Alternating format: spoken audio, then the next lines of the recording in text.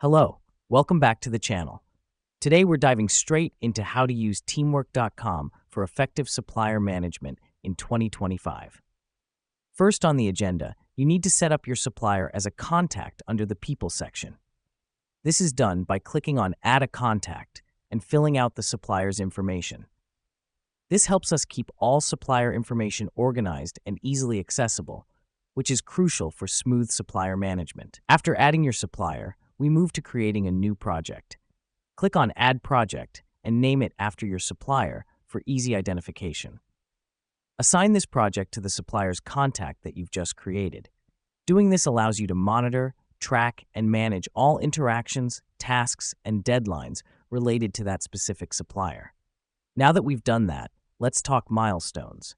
Setting up milestones gives you benchmarks to work towards, and they can be particularly useful for tracking supplier performance.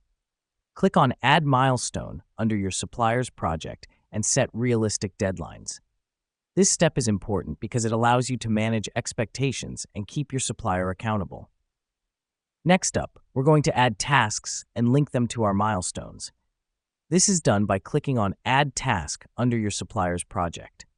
Linking tasks to milestones helps to break down the work into manageable pieces, keeping everything organized and on track. Finally, it's time to use the Messages function to communicate with your supplier. This feature allows for clear, centralized communication, keeping everyone in the loop. To wrap up, using teamwork.com for supplier management allows you to keep all your supplier interactions, tasks, and milestones in one place. This streamlines the process and makes supplier management far more efficient.